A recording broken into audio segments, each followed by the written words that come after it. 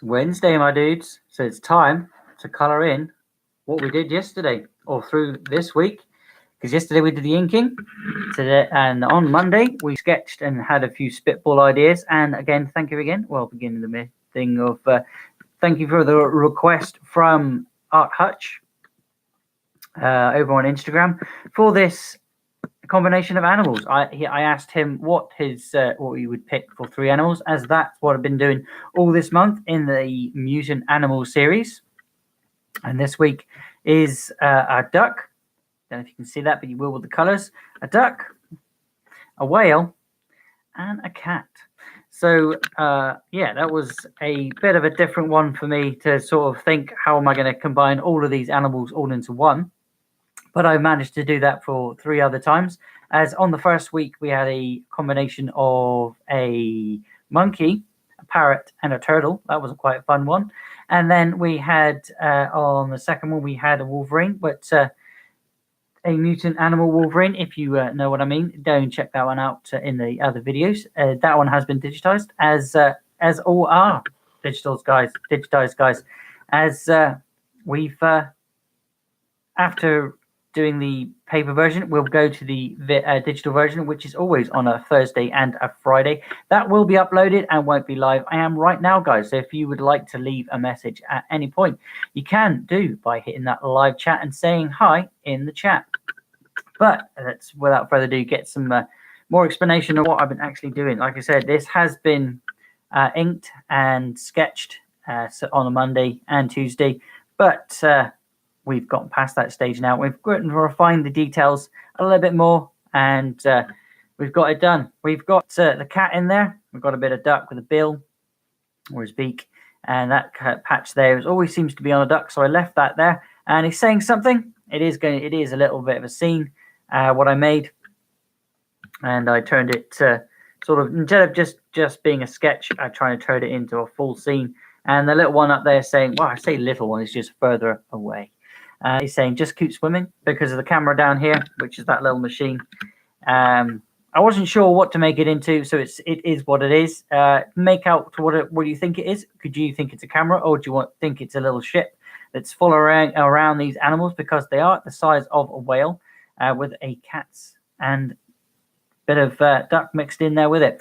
But today we're going to be colouring in, guys. But as always, my name is Blut084. BLUT084 Art and Games. I'm here every day on YouTube, occasionally on Mixer, but every day and night over on Instagram. And again, this is where the request comes from. If you would like to leave a request on animal, creature, thing that you have trouble drawing, or you would like me to sort of have a challenge and have a go at something, then let me know in the comment section over there, and I will do same name, different place. And as always, guys, when I'm getting faffing around, I have a playlist playing in the background, which is Comic Historian, which is really, really good. If you haven't already checked them out, guys, and definitely they're in every single video that I do, other than an occasional one where I'll put a bit of draw fee in, or Comics Explained, which is a similar thing where he explains the comics, whereas Comics Explained is more of a theatrical version, where he'll read out the books as if they were and on the screen, which I'm watching, which you will be able to see in the digital version when I go digital, because I record everything I'm doing. That means I can have something else recording up in the top corner as well. But what I was saying is, yeah, they're really good, so check them out. You can check them out tomorrow, what they're all about, or just go to their channel, guys. If you would like a link, let me know in the comments section down below, and I'll post one down there. But otherwise, I'll get that going. We'll start, and I'll get my pens out. So where is Aquaman during the rebirth? Welcome to the Complete Story Series, where I take trade paperbacks and single issues, and I break them down into digestible bites to help you understand. Then I read a dramatic back to you. All alterations to the panels, text, and images are to prevent copyright problems, and all art is owned by its respective companies. This is a rebirth, a DC rebirth. It is not a reboot. It is a new status quo as DC brings back the things that you loved about your favorite superheroes and puts them back into the existing timelines. We're going to be showcasing select issues of the rebirth to let you know the starting points for a lot of these series. These are single issues, so they are short, but each of these rebirth issues is continued in the mainline book, which is now coming out. This is Aquaman Rebirth. To begin with, picture the world. A reality check can be humbling. It reminds man of his place in the cosmos. Picture the oceans. Their average depth is 2.5 miles. Their maximum, more than 7. They cover 2/3 of the planet. Compared to that, any man is insignificant, unless he claims the oceans as his domain and rules over them as Aquaman. Aquaman swims as fast as he can, asking Mara, "How far am I?" She reports back that the identity is confirmed. It is the deluge. Damn it, Arthur Curry says as he pushes himself to go even faster. You see, taking 2/3 of the planet as your space to protect isn't a small job. It's too much for one man, some would say. To be here now, he's ignoring a typhoon in Indonesia, a seaquake in Japan, and a migrant ship in the Mediterranean. Today, Aquaman's priority is the deluge. With that, he swims in, telling them, "Stop this now." And the man in charge sees him coming. The king himself! No fealty now, deluge. We have sworn to this act! Aquaman dodges some of the shots fired, and he realizes that these are Atlanteans that have disagreed with his recent actions. "You are no king of mine! Where is your crown? You dress like a surface fool!" Aquaman keeps swinging his trident at the enemies. "You're rigged for war. Let me guess, your plan is to level a city in unsuspecting America? The deluge has bided its time long enough waiting for you to act, king. You have not!" As a creature of the sea charges into Aquaman, the leader of the deluge in... So yeah, we're going to be listening to Aquaman while I colour this in. I'm going to be using tabby colours like orange and the colour of the duck, which is green. But the colour of whale is basically either grey or black and white. So we're going to be just doing the tail in a bit of grey, bluey kind of possible. It all really depends on what colours I've got here. I am using what I've got. There are no hues. It is just straight up the colour. There are obviously, I say hues. There are hues, but it's a different kind of thing with these ones. These are Copic markers, but they're not professional Copic markers, should we say. They're more of a cheap end to go down to, not to your dollar store, but to your local hobby shop and get some of these. These are really, really good, guys, if you want to go and get some. Or if you would like me to send you out some, then let me know, and I'll send you out a copy of one of the pictures from my book. Completely free, guys, as I just want people to sort of have it in their home and getting used to being around me. But yeah, that's enough of me faffing around me. I'm going to get some colouring done, get some done with these pens, and see what else I can get going here. We may use my Copic marker brush pens. They give you more of a fine line, or more of a controlled fine line, shall I say. But they are running out, so certain colours in here don't work anymore. I'm going to try and sort of chuck those away now, so I don't keep picking them the same ones. I'll probably shove them in here. And none of these, all of these still good because they're generally quite fresh. Probably the red's running out because I used to draw a lot of Spider-Man, and I have done in the past, as you saw at the beginning. I'm possibly doing another series next month on Spider-Man, different suit maybe. There are hundreds, and I've just literally gotten every single suit on the new Spider-Man PS4 game. As I finished I finished the game complete to the top, to the highest. DLC completed. Yeah, and then I noticed that there was an up download, and I'm like, okay, maybe it's just a patch. I'll go in for a bit and play the game. And what I found out was there was 2 more suits. So if you're a fan of Anti-Venom and you want to know anything about Anti-Venom, check that video out, guys, because yeah, it's Anti-Venom. So I might be doing Spider-Man next week for the month's tasks and sort of different Spider-Man and different suits and stuff. I do enjoy drawing Spider-Man, but I do try and keep off my comfort zone as much as possible, especially if I'm drawing on this pad here, as this one is for my YouTube. And I generally like suggestions from you. So if you've got a suggestion, again, if you're watching live, leave me a comment and let me know. Or if you're watching back, then you still leave one down below on Instagram. But I'm going to get these pens going. I'm going to be using possibly this orange here, maybe this red here. They're double-sided because one's a thicker the edge than the other. So they do give you a fine line, but this is more of a controlled line. Maybe I possibly need the green. Maybe that's actually not a bad color for the duck. Maybe a bit of that green as well. There is a grey in here, so I could probably use that one there. Yeah, that's going to stay white, by the way, guys. I've got a nice blue. I wish I had a softer blue. Because it's either that blue or that blue. I mean, that's quite a soft blue. But Not quite soft enough, if you see what I mean. Because I can't have I suppose I could have a dark and not so dark. As in difference between the sea and the sky, because the sky is blue because of the sea. It's a reflection of its own reflection. But yeah, we've got a few colours here. I might pick a few more out as I'm going, but I'm going to get that playlist going and start a colouring.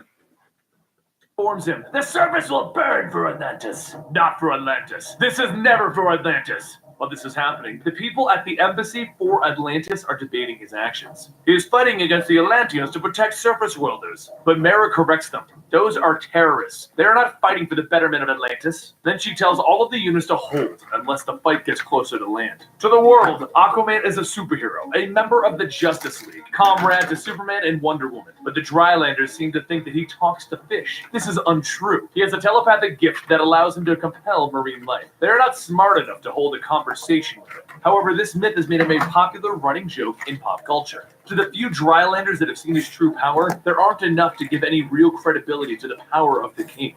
Then we cut to a newsroom where we discover one individual has been explaining all of this to a news anchor. So are you telling me, Dr. Taylor, that Aquaman isn't like the other superheroes? David, he's the head of state to a foreign power. That brings baggage with it. But back at our fight, which is happening as this news article is going on, Aquaman leaps out of the water with the sea creature in tow. He then punches the sea creature so hard that he knocks its teeth out, and the leader of the deluge hits the shore. With a few simple swings, Aquaman drops the leader, and he claims victory. Then as he wipes his mouth, he asks, why? The land enslaves us and you. Why today? Because tomorrow is too late. Aquaman drops him and he tells Mara, it's done. Send the drift quietly to secure the prisoners.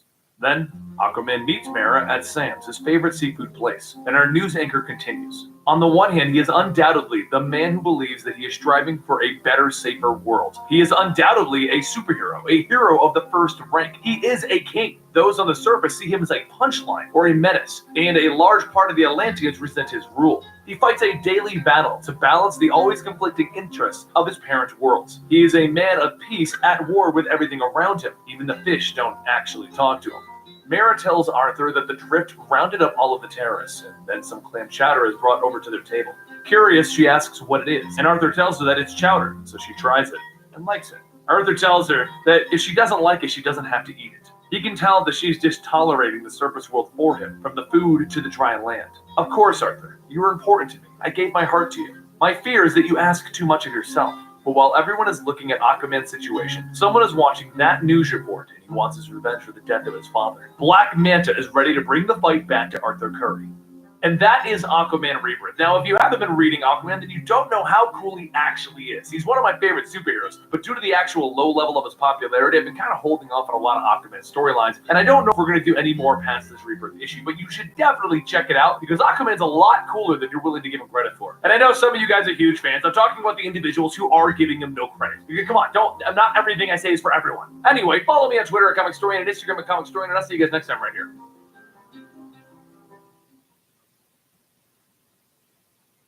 I feel like you're now part of my Advertisement. Let's get rid of that. Does it taste like? Aquaman rules a nation and belongs Right, to the sorry, Justice guys. League. This brings Right. with it its own set of challenges. Yes, right, yes. Yep. That's about that then. Let's going. Welcome to the Complete Story Series, where I take trade paperbacks and single issues, and I break them down into digestible bites to help you understand. Then I read it dramatically back to you. All alterations to the panels, text, and images are to prevent copyright problems, and all art is owned by its respective companies. As the morning sun begins to rise, Arthur Curry, aka Aquaman, looks out from his lighthouse with his fiancée, Mara, preparing for the big day. Today will hopefully be the day that he can finally make the bridge between the people of the land and the people of the sea. The surface has feared Atlantis, just as Atlantis has never trusted the surface. And thanks to his dear brother Orm, the surface has plenty of reason to fear Atlantis. Mara tells him he'll be fine. She's proud of him for what he's doing, and she'll be with him every step of the way. But as they go back to their lighthouse, someone watches them from afar. Later, on the Atlantean dry land embassy, Spindrift Station, reporters begin to arrive. But among them is Joanna Stubbs of the Royal British Navy to take her position as the British Navy liaison to Atlantis. Everyone has a chance to enter the embassy, and then they hear a voice call out to them that it is an honor for them to be here today. Arthur continues stating that his name is Arthur Curry, or as the world calls him, Aquaman. And a welcome to the Atlantean embassy. He wanted to bring the world press and international agencies here today to give them a tour of the Spindrift facility and answer any questions that they may have. This will be a meeting point, a place to learn about one another. But first, they must eat and enjoy themselves. As Joanna keep to the cat colours, as it's a ginger puss. Look at the hors d'oeuvres. Ray begins to ask, what is this, some kind of shrimp? An Atlantean guard tells him that it's a lockway, something that they would call a sea slug, and Ray begins to gag, asking where the restroom is. After running off, Mara begins to tell the guard that he should go check on Mr. Delane. She would rather not have a bad trip and advise her over their food here. The guard goes to check on the man, and he finds him hunched over in a hallway, and that's when he notices something along the walls. As he looks closer, he finds explosives, and then his head is slammed into the wall. Ray says that there is really no Ray Delane, and then his body begins to change as he stabs the guard in the neck. Suddenly, back in the conference room, explosions begin to go off and the aquatic compartments begin to pour in. Mara holds the water back from flooding and tells Arthur to find the culprit. But as Arthur leaves, a figure begins to appear from the water, shooting Mara, stating, of all the things he could lose, she will hurt him the most. Then from the waters, Arthur jumps out with his trident, stabbing Black Manta, stating, you will never stop, will you?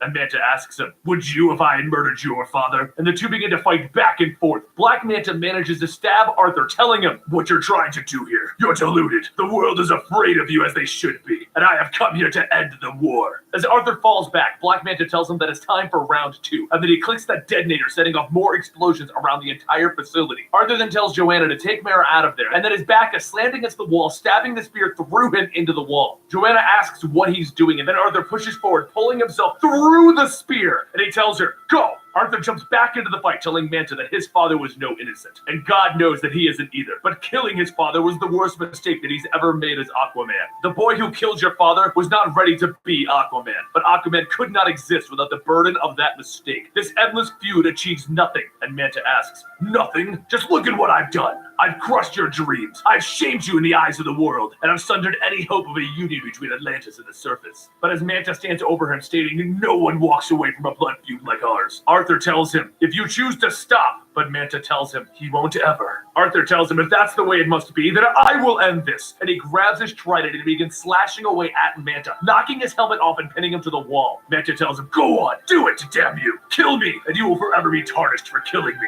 But if I kill Aquaman, I will avenge my father. So either way, morally or literally, Aquaman loses.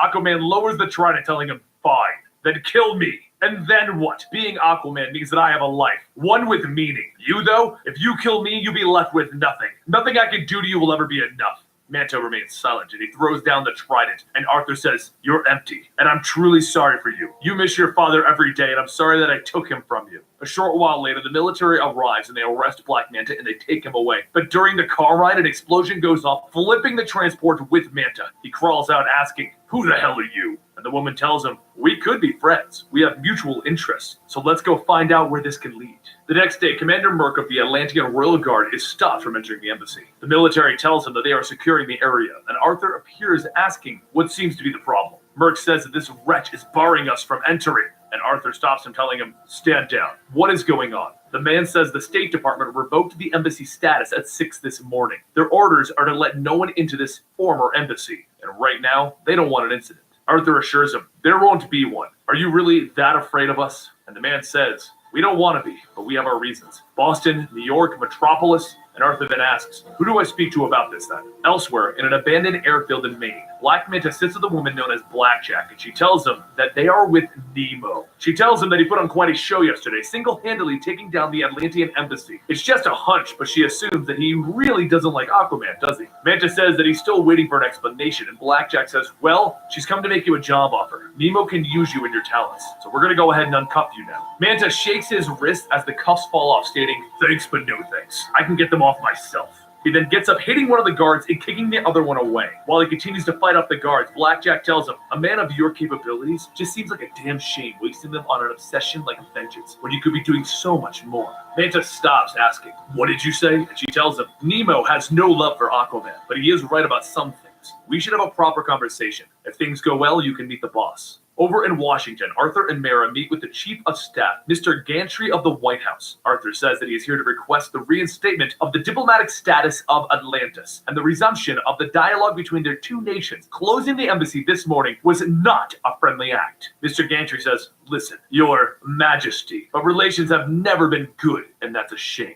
During your people's struggle for the throne of Atlantis, cities in the U.S. mainland suffered massive damage and lost many civilian lives. But while they're continuing their discussions, out in the South Atlantic aboard a U.S. ship, an explosion goes off. While some of the crew members try to evacuate the passengers, one of them sees a shadow looming over them, and then that shadow shouts, "In the name of Atlantis, the deluge sweeps you away." Back in the White House, the agents enter the conference with Arthur and Mara stating that he's sorry, but he's arresting Aquaman under the Patriot Act for crimes against the U.S. 32 minutes ago, a U.S. ship had lost all hands in the South Atlantic, and the ones responsible for the attack is being claimed by Atlantis. Arthur is then cuffed, and Mara tells the agents to stop, but Arthur tells her not to do anything. This was a mistake, and we will prove it. Don't do anything rash, Mara. She asks if he just expects her to watch as they drag him away in chains, and he tells her, "That's exactly what I expect you to do." After Arthur is taken away, Mara contacts Tula, the regent Arthur appointed while he was away, to explain the current situation. Tula tells her that she understands how much she would like to lash out and free their king. However, he is going to try and forge peace with this land. Mara slowly begins to calm down, and then she asks if they're investigating what the Americans are claiming, which Tula tells her she is working on right now. As the call ends, Captain Saran reports that the Drift, the elite Royal Atlantean guards, are approaching the wrecked ship now. Burke reports over the radio that they are now accessing the shipwreck, and upon looking at the damages, they can determine that Atlantean war tech was used to bring it down. And while looking into it further, Merc finds an Atlantean war sword stuck into the ship. But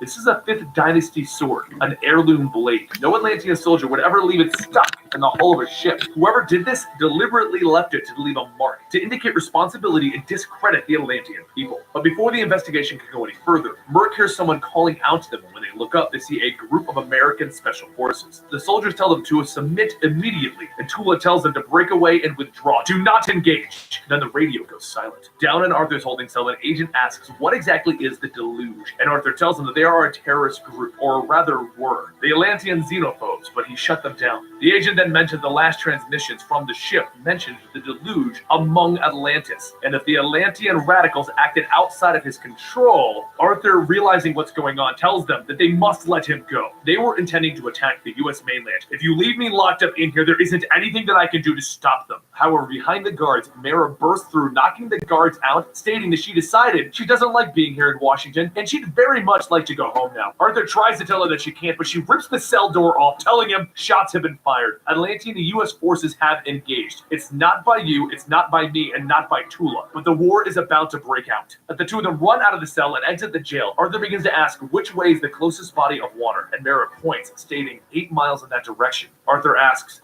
that way? Because in front of them, the entire U.S. military begins to surround them. The military then receives word that they can go in hot, and they begin opening fire on Arthur and Mara. Mara begins to avoid the bullets, and she jumps onto a tank, ripping its cannon off. The soldiers then tell her, "Holy crap!" And Mara says, "Good day." And she punches him, then tosses the cannon at one of the helicopters. Arthur then leaps in to catch the falling helicopter, telling her, "No one dies today." After setting the helicopter down, the two begin fighting off the military in non-lethal ways and just knocking out any soldier in their path. But while Arthur and Mara attempt to escape, down in Atlantis, Captain Saran reports Merc and the Drift managed to escape from the American Navy, but they intercepted the U.S. transmissions. Their king and Lady Mara are now under attack by significant U.S. military forces. They have been ordered to kill them. Tula tells them to mobilize the war fleet. Over in Antarctica, after some convincing, Blackjack takes Black Manta to see their leader, the Fisher King. He says Blackjack says that he would make a fine addition to their inner circle, and Manta asks if he's the Fisher King. The Fisher King responds with yes, but it's just a title. I'm really Lord of the World. I hold power and influence beyond your imagination. So tell me why I should give you a share of that. Manta tells him,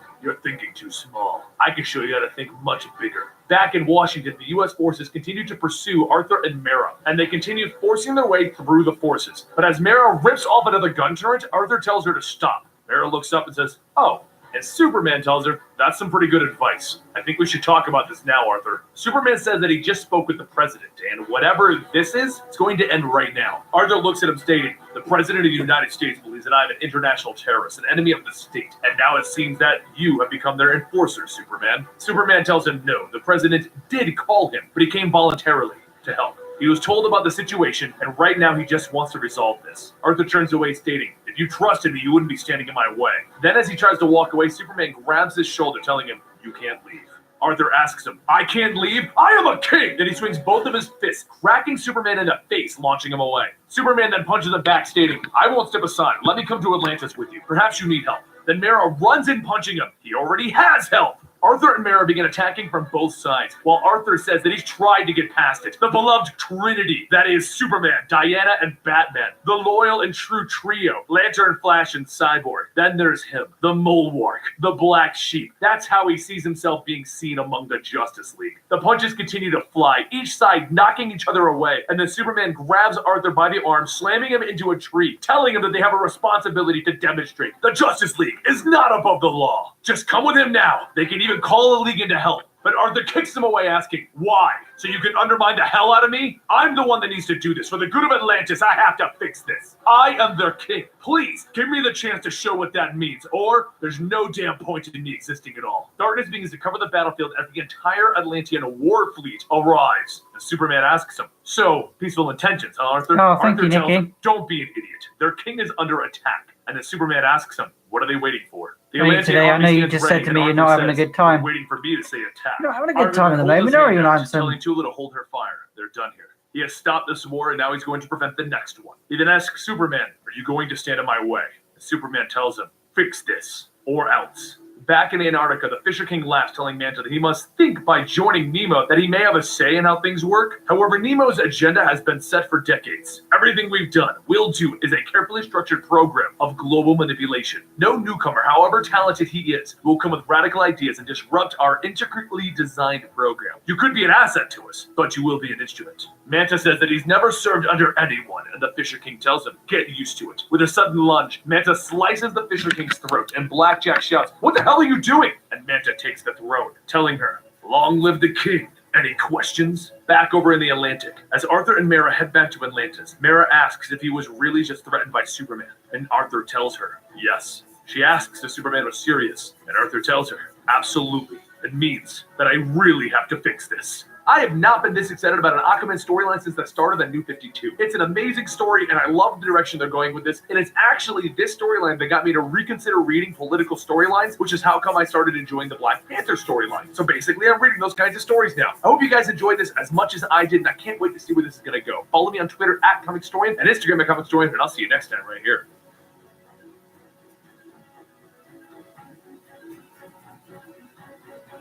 That's very saturated. How does Aquaman stop something that is literally unstoppable?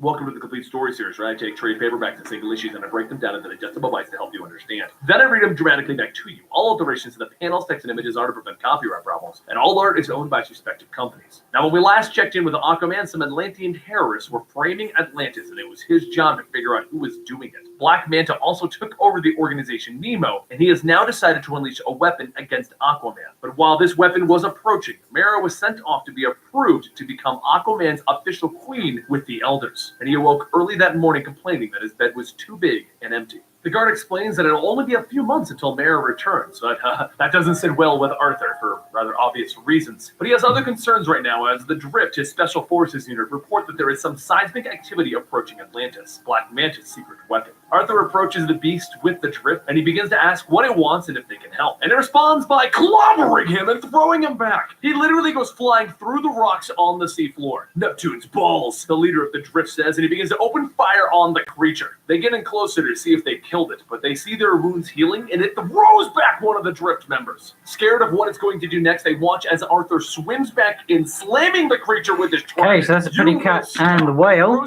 coloured in, sort of. Yeah, that's pretty much my pretty cat sort of shape. I think I'll use a bit more of these colours down here, actually. The creature has reached Atlantis. Has he even slowed it down? Not at all, sir. As the creature attacks... Oh, yeah, definitely going to check them out to see how I got to here. It's quite fun, this one. Very fun. Yeah, definitely go check the other videos, guys, if you haven't seen that, but I kind of already... I'll give you in... Said that at the very beginning. So she calls down a precision laser strike right on the creature. I'm going to be using some of this, maybe. I've already used that one there. But I want to use these oranges because I don't use them very often. I don't use orange. It's not one of my colours I really pick out.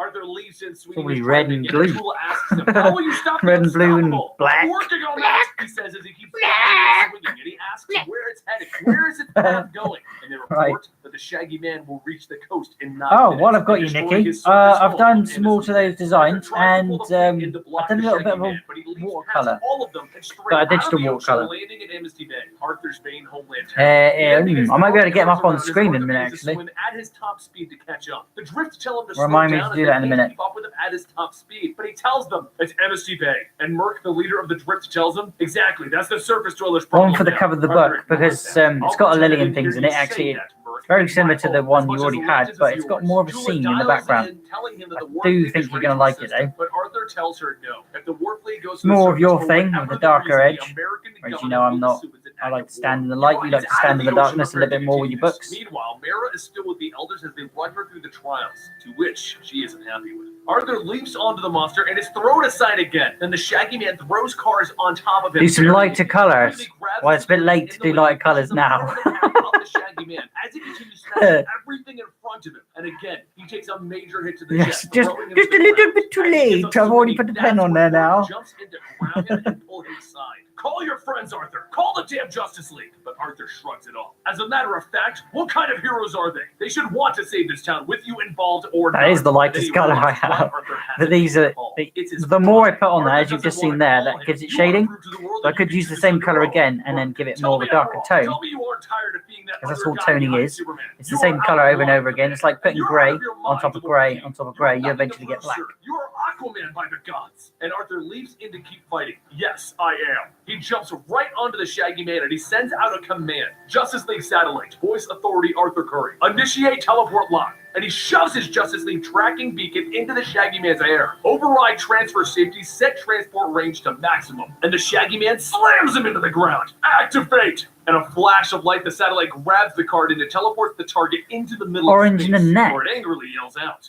Arthur tries to hold himself up with his trident, but he falls back to the ground in a pool of his own blood. Merc runs over shouting, "Help! Somebody help me! Somebody!" Oh, the neck's going to be a bird colour. It's going to be the duck. Mara just received Probably gonna be word that fucking she will grey, not be actually. trained to become the queen. Because Sorry the for swearing, Elder's actually. prophecy Whoops. states Naughty, the naughty. king will fall, and the queen in her grief will become the fatal queen and end the world. Mara, No, it's going to be like a furious that they would green. say this, swims off to figure this I out, gotta actually knowing find it that picture of has a duck to be saying and that then so I she can hears actually her get a king decent duck has colour. fallen in battle. Got a feeling This it's brings us to grey. the next storyline, which is currently ongoing in Aquaman. So now Aquaman's out of commission. Mara may be conquering the world eventually in her, despair. And on top of all of that, we have Black Manta in charge of Nemo, and somebody's trying to frame Atlantis. The story's getting pretty crazy, guys, and I hope you're enjoying it as much as I am. Here a second, grabbing an image. And we can chat about it on Twitter You can at see what I'm Comic doing. Historian and Instagram at Comic Historian. See you next time here.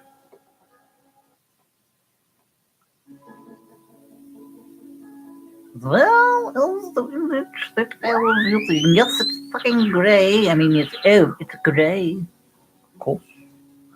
Damn. Welcome back to the Complete Story Series. This is the best place to catch up on your favorite Oh, comic we books got with some a green there. most Got some dramatic grey and recap. black. You see, we take your favorite storylines, we break them down Bugger. into very short videos The that are beak is digestible yellow. and allow you to understand what happened in the That's storyline. the only so you bit know what here. the next storyline that See is what I'm going to be pointing at? releasing. Is Today we're green. going to be covering Aquaman issues 12 through 15. And if you do enjoy our style of recapping, then show your support by giving Okay. us a subscription. So the down whale below. We're the actually most works epic quite show well that with it features then. funny voices, The epic whale's music, and sometimes sound effects. grey. Now, in our The last whale is video grey. for Aquaman, Oh, it is. Arthur had been targeted by an Yellow. attack from a secret organization known as Nemo. Though his first attempt to discredit Arthur was made by Black Manta, Nemo had recruited him to continue keeping pressure on Atlantis. In the end, Black Manta was taken to see the leader of Nemo, who he killed, and then he claimed control over the entire organization.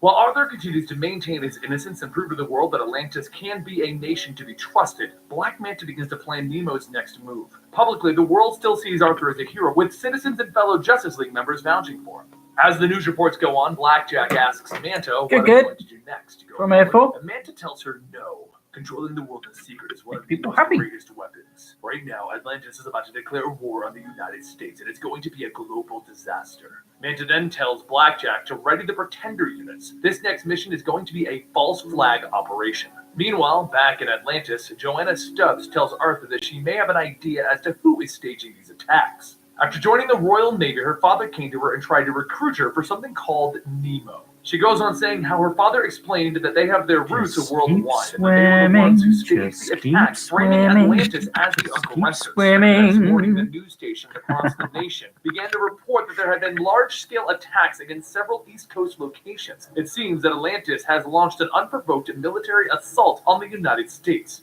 Meanwhile, in Atlantis, Arthur watches as the video feeds show Atlantean soldiers announcing, in the name of Atlantis, the deluge sweeps you away. As the attacks on the coast continue, President Obama makes an announcement to the American people that they are currently under assault by the Atlantean nation. As of now, their military forces have been mobilized, and with great regret, he must say that now that's the only green I'm allowed to put on there. Arthur watches the news and he turns back asking his counsel Damn. one question. I like that actually green. us. The three military commanders all say that their units are all here and accounted for. So Arthur tells them, get our military ready. Suppose I We could are start not mixing it fighting up a war, bit. we are Bit of defending feathers. against it. Cotardor then says that The feathers of a duck message is actually from Captain grey. Orcos. Orcos says that the scans show a warship There's a little bit of green in there. 200 miles east of New York. The sensors like- show that the ship is the Megalodon, a Sea Fury class war merciful destroyer. Cotardor mentions that They've the got a ship little is there necklace, which I didn't 35 forgot years about as ago. well. Arthur says, well, it seems like someone recovered it and they're now using it to stage a war in the name of Atlantis. Orko says that if the command is given, he will be within firing range of the Megalodon within 13 minutes. But before Arthur can answer, Orko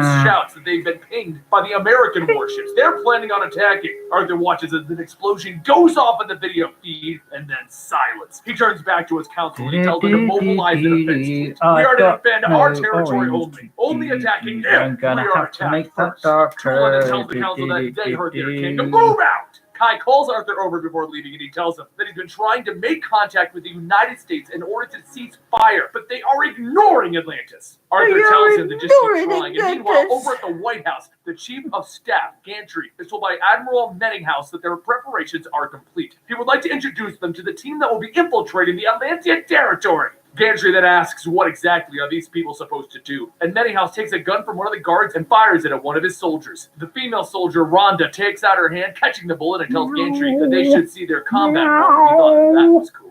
Later, back in Atlantis, Arthur and Mara sit with Joanna, trying to see if there is any more information regarding her father or Nemo. She tells them that she wasn't aware of any technology like water, but her father said that Nemo had a functional control over the seas. Arthur says that he's going to catch one of those pretender agents then, and find out exactly what Nemo is capable of. But as he leaves, Mara stops him, telling him that with everything going on, she can no longer be a part of this. Do You not can't ask see for what her it says, but it assistance. Arthur says tries to just stop keep it and understand it, swimming. but before he can even ask what's going on, Mara quickly swims off. Back on the Should surface, give you a the zoom in, I pretend suppose. attackers begin to get more aggressive, and all the while, Black Manta watches, and he smiles. Manta asks if anyone's been captured yet, and Blackjack says no. So he pushes a button and tells them that that's good, because they know what would happen if someone were to get captured. Back in Atlantis, Tula begins to finish her preparations for her defenses when there's a sudden voice calling out to Arthur. He looks up to see Clark and the rest of the League, and Clark tells him, we gave you a chance, Arthur. As the League stands there, Arthur tells them, if you're here to help, then help. Atlantis is not at war with the service, but someone is making it look like we are. Clark asks him if he's really sticking to that bloody story, and fox. Arthur tells him, it's a team. They're No, put colour on it. It looks like a bloody fox. Is it because my word isn't good enough? Oh, I didn't see it till now.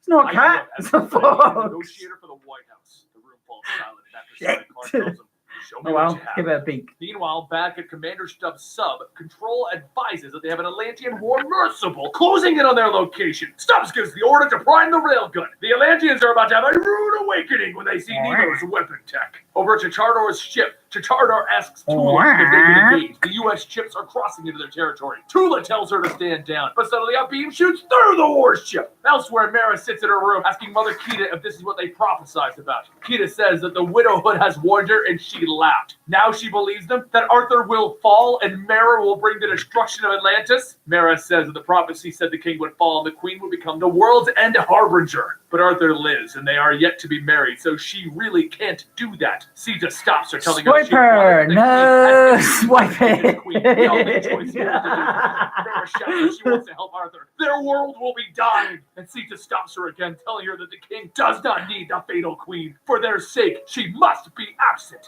Meanwhile, back at the control room, Batman... Oh, this month has been pretty cool this month. He says that it's all... I must admit. I don't know what to do next month, as always. I'll think of something. I might carry this one on. What do you think? Arthur tells Rowan that I can't think of any other animals. Haven't we had any more requests? If you've got a request, guys, let me know. But it does not show them who Nemo is or where they are. Arthur tells them it's still a work in progress, but as the two of them go on, Tula rushes in advising that they are currently under attack. Chichardo's ship is down. Arthur shouts for Clark to go. He needs to protect his city. And out in the city, I'll give you a zoom in here quick, Nicky, before I go and put more colour in there. Arthur shoots through the waters to stub sub, and he That's gets my way into it. As the waters begin to tripod. flood, Arthur Remember, grabs a hold if you of do stub, need to telling make him one. Nemo is about to tell the truth to the So world. there is a video on my channel. Let's check it out. What's this? Back at the Nemo command block. Okay, yeah. Let's keep my hand steady. I'm still going to put some more colour into the neck, but it is grey, so I'm going to have to sort of get creative now. Maybe put a bit of green in there on the feathers. Excuse me. We've got the little observing bot. Again, I might do machinery next month. I'm not that good on machinery, but maybe a craft or something. I don't know. Maybe, I don't know, just put it in the scene. He's in the sea, and that's sort of floating there beside him, taking pictures. I will put some colour in there in a minute, sort of to tell you what the colour for the camera, the lighting, and things like that. Yeah, there's me, fox duck. It does look like a fox, but it looks like a cat, I suppose. It's a cat with a duck's face, all in one. He's saying, make sure you get my good side, because that is a camera. He's a bit vain, because he is a whale as well, but they're the whale fins where he gets himself. But instead of just giving him fins, I thought I'd give him like a tail off, sort of feather tail off sort of thing. It does look like a fox. I knew it bloody did. And then we've got his legs, and there's the little one that looks like a fox as well. And he's saying up there, just keep swimming. And you got the big old splashy whale tail with the furry sort of mid-drift. Try to keep it fluffy like a putty cat, because it's meant to be a house cat, because that was the request by the Art Hutch on Instagram. Let's put the camera back together without breaking it. There we go. Yeah, so yeah, you are right. It does look like a fox, but whatever. It's not a fox. It's a cat with a duck's bill. It's because that nose. Do you reckon it's that nose has done it? I suppose I can't even change it now either because it's in ink. It just seemed to like need a nose to me. With me picking up my mouse to do something, dumbass. You need your pens. Okay, what colour shall I do the nose? Could do a yellow. I don't know. I'm going to be trying to do the whole sea with a Copic marker brush pen or something like so. Maybe that one there. Because I don't want to do pencil on this one. I want to use the pen for the whole thing. To sort of, instead of differentiating, just more adding to the same color to give it tones, because I'm really trying to use this to the extreme where I know it will do it, but is my ability sort of good enough? And which is the answer. Gesturing lines, things like that with a darker color, because I've been told that shading can be added afterwards as long as you give it time to like almost dry like you would paint, layer on layer. But you can also use different colors. Say if I was to put an orange and a red to give the red sort of highlights, if you see what I mean. I've tried to sort of just give it highlighted with its own color because it's a tabby, so it's orange and white, which is why it's orange. Yeah. So I'm going to do some wings. I don't know what to do with these wings. I can't leave them white because that would be a dove. I don't really want to do them grey because that's too whaley. Do want to sort of, maybe if I just ever so slightly, I don't know, put it in the bottom here. A bit of colour on the bottom wings. You don't really see it.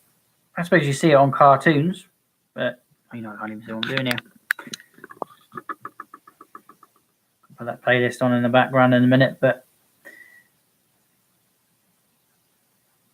I do want to give this wing a colour.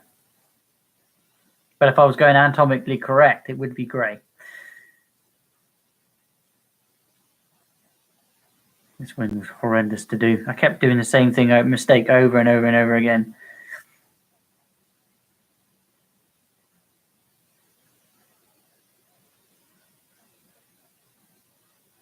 Tried to do the same thing here, but it just doesn't seem to be able to convey doing it symmetrically. It didn't work. What did you just retract? Because I didn't see that message. Were you saying naughty things?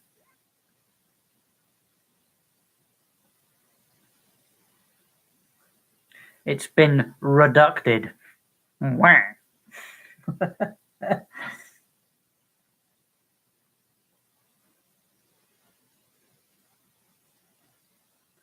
Yeah, the duck's neck, actually, thinking about it, has a white line on it. So I could do that in the feathers.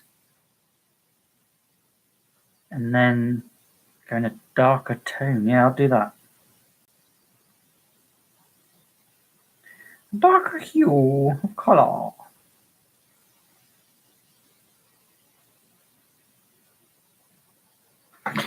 Get that. Accidente. Jack says that their objective is complete. There is significant damage to Atlantis, but Stubbs and his crew have been taken alive. Manta holds up a button and he presses it, and a sound begins to pulse into Stubbs' brain, and suddenly his head is torn apart by Coral. Over at the Coral! The Justice League brought some data to try and help Atlantis, but they could easily be defending another of their members. Gantry tells them Coral! To it, and elsewhere, Rhonda tells Does the anybody squad watch that they've just Walking received their Dead? They're going in for the kill. Seconds later, all 6 Aquamarines shoot out of the water, all transformed into their battle armor sea creature modes. Rhonda tells everyone that it's time to go kill a king. Back in Atlantis, Joanna looks over the dead bodies recovered from the Coral! and Mike Stubbs, Bob, the one who tried to recruit her. Roa says, as far as they can tell, the radio pulse triggered pellets of a fast-growing coral that has Coral! See, the results are catastrophic. Arthur tells her to continue with her analysis. For now, he's going to make sure that everything else is okay. A short while later, Arthur heads over to the council room to advise that they are continuing to not attack the American troops. Neil tells them that there is no appeasement. America will continue their assault and never show kinship towards them. Koa says that's right. What they need right now is a strong leader who... But Arthur stops and asks, do you question my ability as king? Neil tries to tell him that it's not what he meant, but then his words trail off as he looks into the distance. Suddenly, gunfire shoots into a crowd I of miss begin to using these swim pens. in. Kai tells They're him to hurry so up, and as he does, detailed. he's shot in the back. After taking out the rest of the council, Rhonda tells everyone to spread out and search. One of the Aquamarines begins to swim off, and Arthur crashes into the wall, punching him down. He then rockets himself towards the others, but the Octopus Marine grabs him by the neck. Rhonda swims in, grabbing Arthur, shouting for him to go for the kill shot. But before they can, a giant watery shot is punching them away. With the watery arm, Mara rises and begins to take down the other Marines. Arthur struggles with Rhonda, telling Mara that he has their leader. Rhonda begins to pull away, slashing at Arthur's face. And just as she goes down to bite him, Arthur punches her back, pushing her away. Suddenly, a giant sea creature opens its mouth to bite down on Rhonda, but instead Arthur tells it to not eat her. He then punches Rhonda, knocking her out, telling her that there will be no more death today. A little while later, as Arthur recovers, Mara says that Neil and Ko have been slain from that last attack. Kai is also injured and is currently in critical state. But while thinking back on it, Arthur asks Bice when he brought the sea monster with him. He was using a staff to control it. Bice tells him that's right. It's just a sword rider's mind goad to keep them in check. Arthur looks at the mind goad, stating that it has a short-range aqua telepathis blast, an artificial version of his power. But the pulse it gave is like the one that he felt when Joanna's father was killed. Roa steps in, stating that Nemo can duplicate their Atlantean gifts. She should be able to track where that signal originated from. As Roa leaves, Arthur sits down on his throne and he makes a broadcast to everyone of Atlantis. He tells them that what they are hearing is true. The Americans tried to assassinate him in the palace. He knows many Atlanteans wanted vengeance, but that isn't what they need. With his last words, the great Koa, Elder of Law, says that he feared that It's their king Aquaman. was not strong enough to lead. Not what So you with need. that, there will Such be what one not last wrong. effort to halt the war with the surface, and if he shall fail, he will accept the idea that peace is foolish, and he will step away from the throne. As the broadcast ends, Mara Peace. asks to be serious, and Arthur tells her, never more serious. Well, maybe when I asked you to marry me.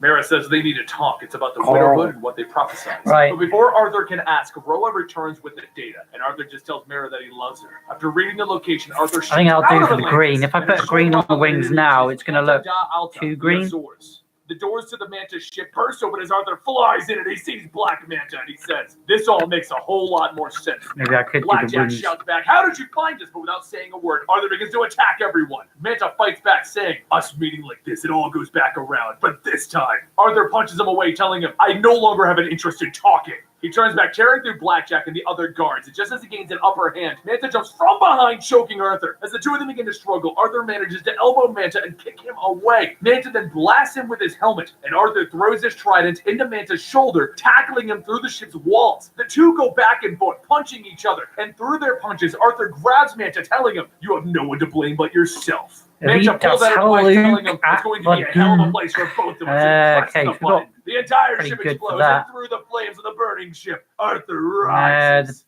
alive. Can't see the top of a duck, Sure, while but a later, duck Arthur gives on his top. statement stating that Is the it brown? Olympian Special Forces are combing through the wreckage searching for Is it Manta's brown? body. But as of I've- now, Nebo is I haven't seen disabled. ducks The in war the between wild for Atlantis and ages. America is It's to go and done. feed the ducks, The I'm true sort of aggressor thinking. has left the field. Arthur then drops Manta's broken helmet on the desk, telling them that he thought that they should go into the base and point out that if he wanted him dead, he would be so 5 minutes ago. Gantry shouts, "Mr. Curry!" But Arthur tells him, "I am not addressing you. If you want to speak to me, not do brown, so is with it? respect by stating your majesty." Arthur goes back Anybody in to comments? President Obama, Top of telling the him duck. once again, if I Is it really green? wanted you dead, it would have Or is been it brown? but that is not who I or Atlantis are. Or is it both? President Obama asks, Or either? "Are you finished, Your Majesty?" They all continues come in telling different him, colours. "What happened were the actions of a third party, and I am here to tell you that I will be the loser here. Atlantis loses." I'm pretty sure I've seen a white So duck, a in public fact, statement is then broadcast and around the a world as President spotty Obama duck. announces the war between Atlantis and the And- United States has ended. It is evident that a third party played a Yeah. role in engineering the conflict. Mara I don't watches think there's any Chelsea one and particular Tokyo. colour, so I'm gonna just Stability is restored, but for how long? but Meanwhile, think about back that on the coast of a the second. through the wreckage of their ship, Blackjack crawls her way Coral. ashore. If you didn't think Aquaman was cool, this pretty much should show you that. You know, I mean, Jason Momoa does an amazing job of looking really intimidating, but this Aquaman, he will rip your head off. This guy is incredible, and I love this story. I love what they're doing in this, and I love the idea of Atlantis fighting against the U.S. or any power in the world. Anyway, if you want to keep up to date on this stuff, go ahead and subscribe, because we do these. Should we put some coral in just about here? every day No, for it's you. too And deep. don't forget, you can also follow me on Twitter and Instagram at Comic Story. I'll see you guys next time right here. Just when I know you shouldn't see, and I can't be bothered when he land this time. Just because the Grand Tour Games lets you drive our cars, Doesn't mean you could do our jobs. we are highly trained professionals. We don't just mash the accelerator like an ape. Not just anyone can do this. Well done, guys. You went from Top Gear, and you took the gear, and you've given it an extra one. The Grand Tour Game. They've Incredible made a cars, game. questionable behaviour. Yeah, that's Clarkson and the gang. After they got cancelled over here for Top Gear, there's like a driving program. I don't know if you know anything about it, Nikki, but Top Gear was the thing you watched if you were a bloke. Because even if you were a nerdy bloke, you found it funny. Even if you were a bloke who really into cars, you would watch it. And loads of women would watch it as well, as it was like not considered a taboo thing to be watching. Oh, if you're a man, you know, it's all got tits and shit on. It's not. It was so funny, the whole thing. It ran for so long. It's still running now, but they've changed the presenters because Clarkson, his team, were risque people. They would go to another country and take the ripping piss out of them, but not like in an offensive way, but in a way that an English person would take a piss out of another English person. They would act like that over there, and it didn't really mesh with some countries. And yeah, they did one thing. I can't remember what it was. I think they either swore at somebody, and it was like then that went back to a family, and the family sort of went super like we then got them cancelled and kicked off the show. But since then, they've given themselves an Amazon show, they've given themselves a Netflix show, they've given themselves now a new computer game. So, completely honest with you, people only used to watch Top Gear for these three characters, their world tours and stuff, because they were funny. They weren't like they were offensive, but no more than like a comic would be a racist offensive. You see what I mean? But yeah, back on what we're drawing. I might get that game purely because of that. It's because it's them. I love the world tours, and I used to watch them as a a kid growing up. Once inside before the UN, I say Arthur kid growing takes up, a the younger stand. man He growing tells up. everyone his name is Arthur Kerr, and on behalf of the nation of Atlantis, he stands here in the name of peace and. But before he can continue, Arthur sees a soldier standing in front of him, talking, but no words are coming out. The audience all begins to murmur, asking what's going on, and Arthur snaps out of his vision. But these feathers. Speech. As the meeting What am I going to concludes, do? Mara calls out to Arthur, telling him Oh, that games. went well, and he tells her, yeah, feels somewhat recognized now, like he's seen as a force of What good color? and bad. Mara That's says, gonna be too of course, dark. he worked hard for all of that to come together, but what was that hesitation at the start? Arthur tells her that it was just nerves, and he'll call her back later. Brown Fellner or takes back the phone, grey telling Arthur that it was a or good speech. green. Now there is a press call in 2 hours that they must go to. I've already got grey But as there, so I don't Fellner want to. talks, I could Arthur follow it begins on, to I see that suppose. It's soldier just going to from be too before again, grey. still trying to talk. He asks if anyone else is seeing that, and all of the agents say that they don't see anything. He then takes out his trident to amplify his telepathy, and he asks the man, "Who are you? What do you want?"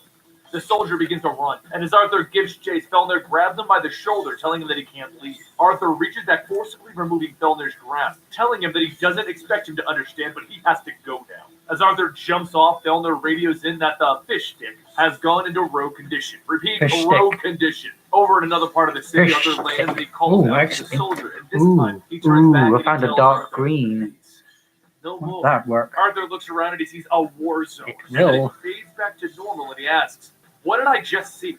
A civilian then calls out to Arthur, telling him that he's sorry. He has zero control over his body right now. Please! When Arthur looks at the man, the civilian is standing there with a shotgun pointed right at him, and it goes off. As the smoke clears from Arthur's chest, he smacks the gun down and he stomps on it, asking, "Where is he?" The man struggles, telling him that he's downstairs in the lab. Arthur rushes inside to find another possessed civilian. But after stopping him, the man says that the person called himself Warhead. He's like a deranged robot. Suddenly, the humming can be heard again, and Arthur calls out, asking, "What is it? What is wrong? I can feel you. It's like you're calling out for help but attacking instead." After getting further inside, Arthur finds Warhead, and as they fight, he, through telepathy, asks, what is it that he wants? Why is he doing this? Warhead doesn't say anything, and then he reaches out, grabbing Arthur by the head, changing his vision. As Arthur gets back up, he sees the war zone again, the explosions all going off around him, and they throw him. Arthur gets back up, stating, "This isn't another projection. Oh God, this is real."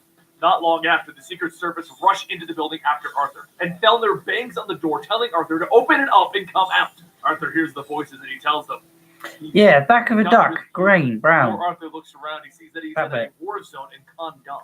It feels too real, but it's I not. don't know if it's brown or Suddenly, green. the soldiers run by shouting, Like a very dark "Stop green or attacking." grey, because I They don't want any more surrender, grey so if I there's can, no if I need can to avoid fight it. any longer. And as the images of the men begin to crumble, Warhead appears, telling them victory was achieved. Arthur shouts, "Thank God you can speak. What is all of this about?" Warhead continues, "Victory was achieved. However, Kandaki military advisors ordered me to continue with the extermination of all Balin elements." Arthur asks, "You refused? A piece of military hardware refusing an order? Is it because you are sick of killing?" And the Warhead speaks again.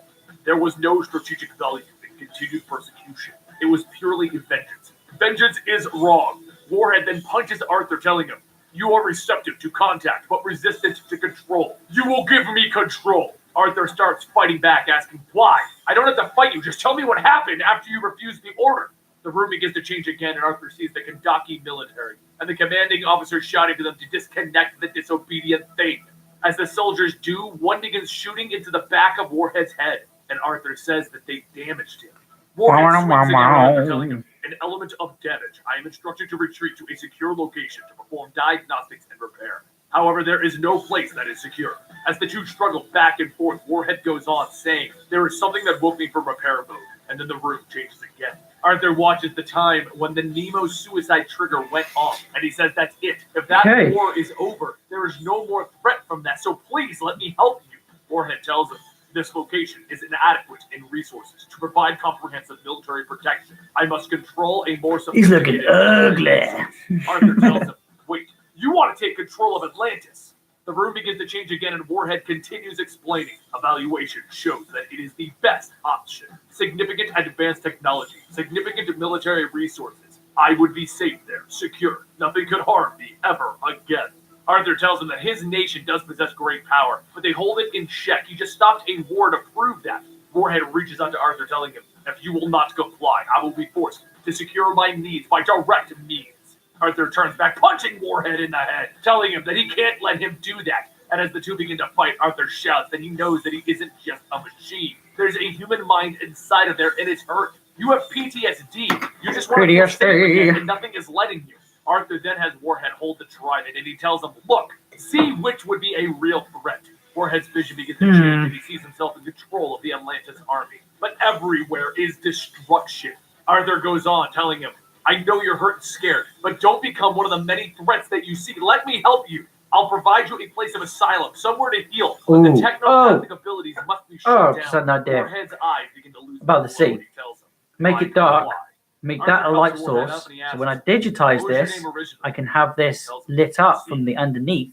Aha, yes. When our minds were connected, you saw something. Because that's why I'm thinking now. Everything I draw is going to be digitized. So everything I draw sort of can be enhanced, even though I can't enhance it on the page. I will be able to enhance it in digital form, which is why I love digital so much. Because what I can do here is very limited to my skill, but what the computer, because there's apps for that, it just makes it so much easier. Mara and the others welcome Arthur back, but Mara says that there's someone here to see. Just died. Arthur asks, so plug that in. He sees Rhonda Rio of the Aquamarines. Rhonda says that she trusts that he can overlook the unannounced visit, and before it was a military operation. However, in the spirit of cooperation between nations, the United States needs his help right now. Arthur asks, with what? And Rhonda tells him, dead water. I hope you guys enjoyed right now.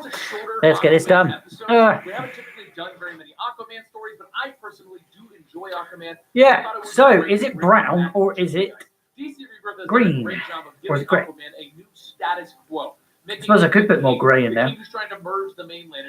With a slight tinge of green. Let's try that. And Mara's a little mad about the whole situation. Either way, guys, I hope you enjoyed this. Don't forget, you can check out another Aquaman video right here. You can check out something recommended by YouTube right over here. And somewhere down here in the bottom of the but I'm watching it. Like a subscribe button. And don't forget, but hit that subscribe button, guys. Like about Aquaman, or and check Comic Story and out. Right. Because they're awesome. Right as you can already hear. That's my phone. It's time to do another Aquaman storyline. This time he's going to be fighting the monster known as H2O. Yes, it's a monster, not actual water. I don't know why they named it that.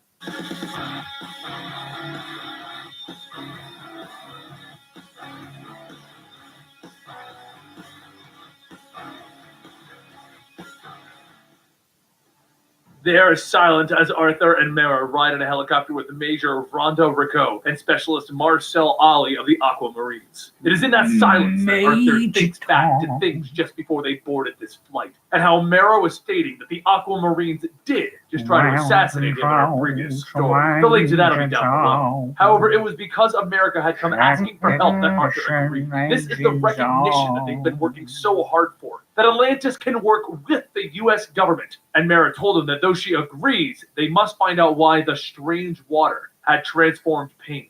The only way that she will allow this is if she comes with them. After Mara's reluctant approval, Rhonda explained their current situation, thinking that they may have found the source of the strange water. Peter Mortimer, otherwise known as the Scavenger, finally woke up from his coma a week prior, and he revealed the location of the U.S. Navy research base that had been studying a sinkhole.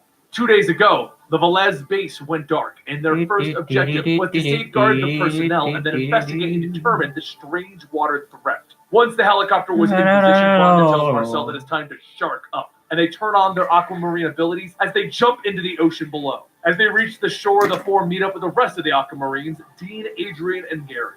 The group moves through the woods, and Dean reports to Rhonda that they're ready to move on her go, though Wilkes is up ahead babysitting their other guests. Arthur asks, what do you mean by the other guests? And once they come out of the brush, Corey walks up with the FBI agents, Ajar and Irving, along with Peter. Arthur looks at Peter asking, why did you bring him? And Peter asks, do you think I want to be here? After what that freak did to me? Arthur tells him that the creature is dead. We're simply here to discover what created it. And Dean pulls Arthur aside, saying that the brief said that Peter there was the one who encountered the strange water stuff. And Arthur says, yeah, during an illegal salvage operation. One of his crewmen, Jonah Payne, came in contact with the substance and later became known as the monster, Dead Water. Though they managed to stop the rampage that left 13 dead, Payne didn't survive, and now they must learn what did that to him. As the team gets ready to enter the base, Arthur scans the levels below and Dean asks what exactly is the strange water stuff that they're looking for. Arthur tells him it's hard to say. I can usually read all types of water, but this one is unique.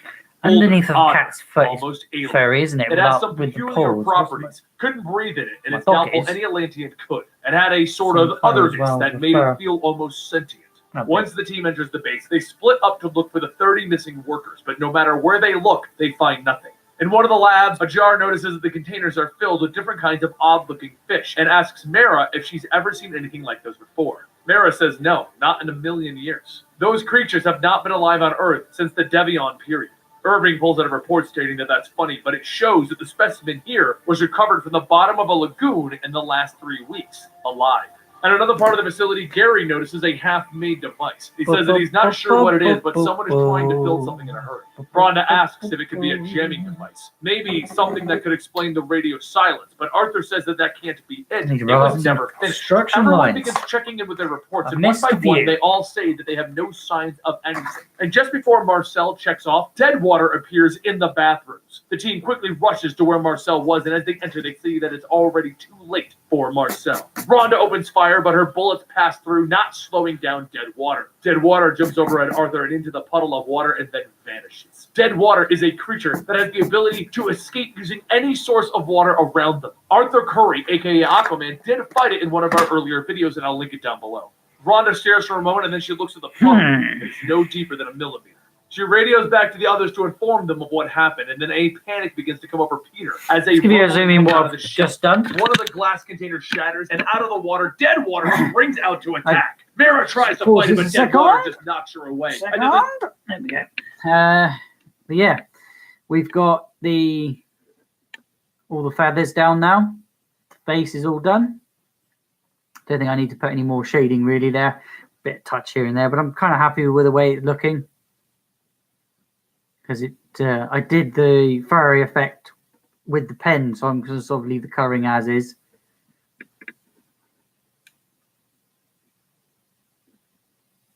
And we've got the neck and the fur. Again, I did it all with the pen to sort of gesture that I had fur, just so I could put the colour in. And the slight lines, which I have, sort of to give it highlighted, because again, it's a tabby cat, pretty cat, tabby, pretty cat. And we've got the middle. I couldn't decide, so I just put a bit of grey and green there with the blowhole. As again, it's a whale. Couldn't figure out where to put the blowhole. Was going to put it just coming out the mouth. So this one here is going to be squirting, but I couldn't sort of fit it in. So I just put the blowhole as it would be a whale. Did the feathers, as you can see here on the back of the wing fin, which I think it worked out quite well. I didn't really know where I was going with that. Use a darker green. That is, if I can get in there, all the colours. There's a lighter and a darker green for that, but it looks good because it's a dark colour. So I'm glad I found that one. And we get up to the feet again. I've left them in. I'm going to add a little bit of a pink in on the feet there, but the back of the legs still need to be coloured in actually. So maybe I'll use a darker tone on that one. Again with the tabby, we've got the whale's flipper. No, what's it called? Tail. Again, coloured all that in with a bit of grey, which is basically a whale's colour. But all I need now is the background, the colouring of the sky and the sea. Because the colouring of the animal itself is pretty much there. I could, if I just add a bit here as I go, because I've still got to sort of wait for some of these colours to dry. It's creping marker, or the cheap ones that I'm using. They soak in, but they take a while to take a couple minutes to really soak into the page and then dry. But whereas an Arcopi marker would be soaked in and dried within as soon as you put it down. The Arcopi markers, as I did ask, because the ink, it's not ink, it's alcohol based. That's hence why it can soak in. It's as if you were painting with water, but water isn't obviously alcohol. It's a different thing, but it acts the similar. Whereas ink's very much a lot thicker.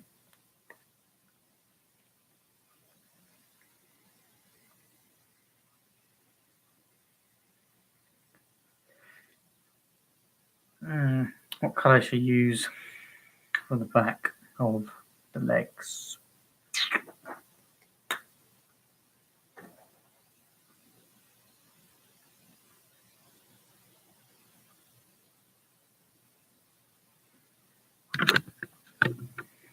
Looking a bit too orange now, but hey. Orange is orange.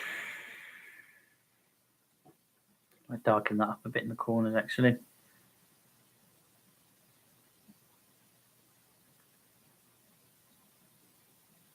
So easily that went down on top of that though with the Copic marker brush pen than an ordinary pen, which is obviously same ink but different different way of doing it. But now I can start adding tone lines and such things. Like this one, because it's actually a nice darker tone actually. A little bit here. That's the same color basically. But this one does brush quite well. So it gives you more of a brushed look instead of I've put that color there.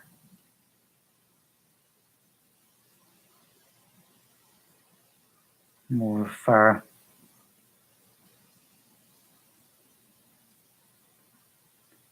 Go deep with the colors as well.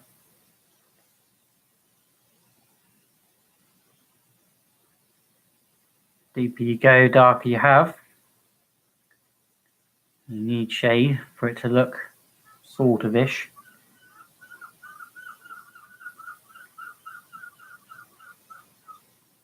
Again, so I learned a lot of this as well as I'm going. Especially when I'm digitizing, I can take films from here and take it to the digital sort of what I know from here, but I can also do the reverse of like when I'm doing shading or if I'm doing things on the computer, I go, that's how that works. And then I can put it down onto the pen because you can do different hues and different saturation, hence saturation of the pen. Saturation on a computer is just a lighter tone. If I had if I had a pen to use for my computer, the tablet and such, then I would never have a problem again. I would do it all there.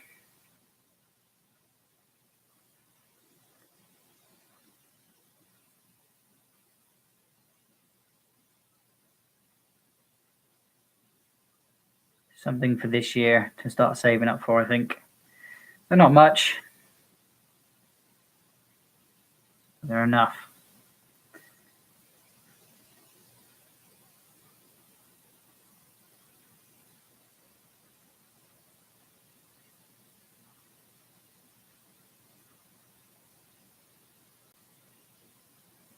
I feel very at peace right now. How about you guys? Sometimes silence is golden. The finishing touches. A few happy little clouds.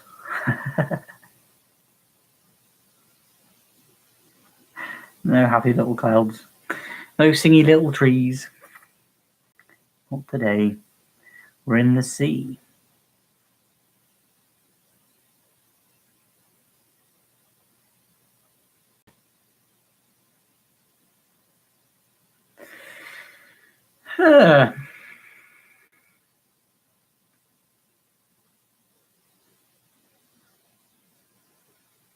He's got to have lots of light up here because he's a big old bloody whale out the tail, hanging out the water. Just focus lines. Blah, blah, blah. That'd do. Spell away before I ruin it.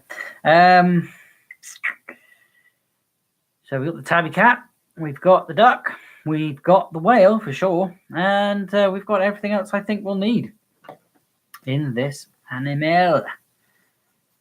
I'm going to put a bit of orange in here because it's just looking a bit too red.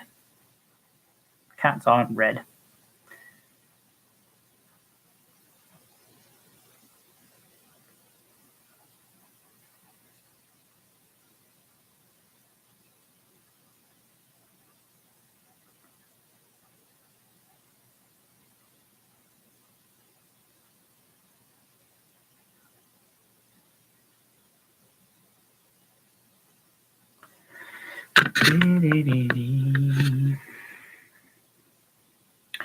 Stir and stir and stir. Oh wait, hang on. Blowhole. I haven't got the blowhole. Trying so I don't cover it up.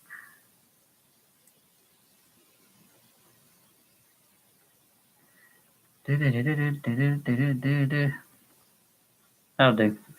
Right. Maybe I could do a little darker edge around it. Like this. Accentuate it is a hole. It is a hole for a mole, not a mole. Oh my god. Alright. Okay. Let's get that, let that dry a second. Have a look.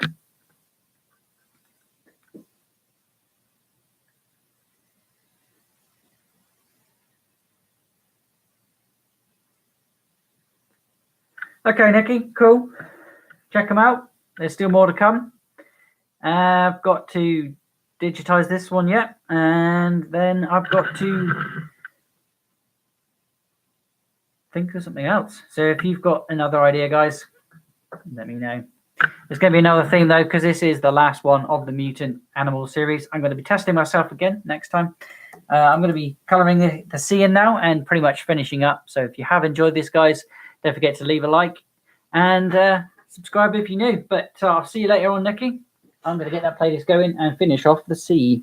A booming sound coming from the wall as Arthur bursts in shouting to Deadwater, "Your killing spree ends here!" But as Arthur begins to battle Deadwater, he knows that he can't effectively do anything against it, and he yells to Mara, "Drain all the water! Drive the water out of the lab!" Just then, all of the water and the moisture is sucked out of the air and sent outside of the facility, forcing Deadwater to retreat. He jumps into a hole in the wall, and Arthur blocks it, telling Mara, "Go ahead and extend your powers. Remove all water from within the base." Mara's abilities are hydrotelekinesis. She can manipulate and move any water source near her.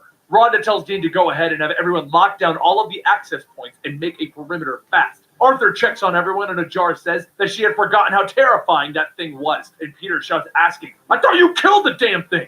Arthur tells him that Jonah is dead. There must be another Deadwater. And Peter yells back, telling him that he's not okay with this. We have to extract it now. You said it was supposed to be safe here. Once everyone calms down, Arthur takes a look at the only lead that they have, the half-completed device. As he inspects it, Arthur says that he thought it was a jamming device of sorts, but now it appears to be a shield.